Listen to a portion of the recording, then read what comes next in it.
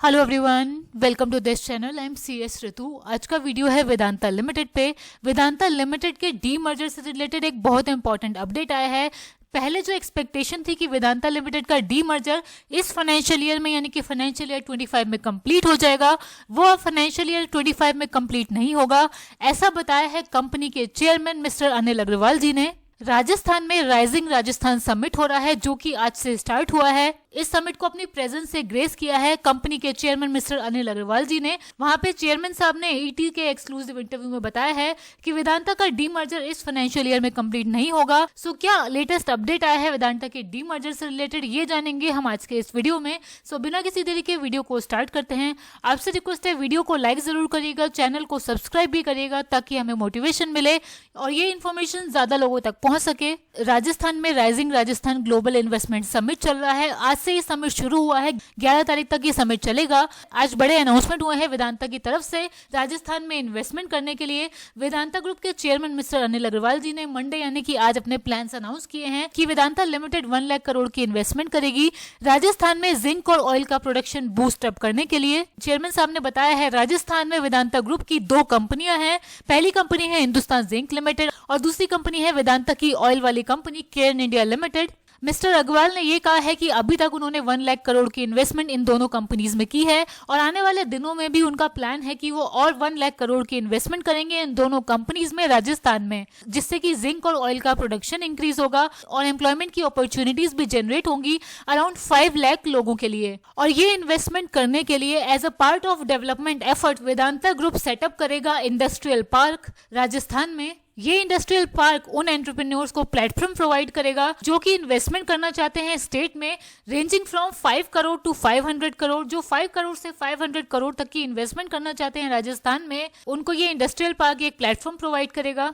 और ये पार्क सिर्फ प्रॉफिट के लिए ही डेवलप नहीं किया जा रहा है, लेकिन इंडस्ट्रियल ग्रोथ और एंटरप्रेन्योरशिप एनकरेज करने के लिए राजस्थान स्टेट में भी डेवलप किया जा रहा है। और चेयरमैन साहब ने ये भी बताया है कि गवर्नमेंट का पूरा सपोर्ट मिल रहा है वेदांता ग्रुप को राजस्थान में ये इन्वेस्टमेंट्स करने के लिए। इस इन्वेस्टमेंट के अलावा कंपनी की चेयरमैन की तरफ से डी मर्जर की टाइमलाइन पर भी अपडेट आया है। लास्ट अपडेट जो डी मर्जर से रिलेटेड हमारे पास था वो ये था कि वेदांता ग्रुप का डी मर्जर कंप्लीट हो जाएगा by the end of financial year 25, यानी कि जो फाइनेंशियल ईयर चल रहा है मार्च 2025 तक एक्सपेक्टेशन थी कि ये डी मर्जर कंप्लीट हो जाएगा। बट अब इस टाइमलाइन में चेंज हुआ है और इस चेंज के बारे में बताया है खुद कंपनी के चेयरमैन जी ने। डी मर्जर पर ET के एक्सक्लूसिव इंटरव्यू में मिस्टर अनिल अग्रवाल जी ने कहा है कि ये 6 डी मर्ज एंटाइटीज बहुत अच्छा परफॉर्म कर रही है, बहुत पोटेंशियल है इन 6 कंपनीज में और अपने अपने फील्ड में। कोई कंपनी ऑयल सेक्टर में है, कोई company zinc and lead segment में है, तो अपनी अपनी फील्ड में ये सभी कंपनीज अच्छा परफॉर्म कर रही है और वो कमिटेड है शेयर होल्डर्स के लिए अपनी रेस्पॉन्सिबिलिटीज को फुलफिल करने के लिए।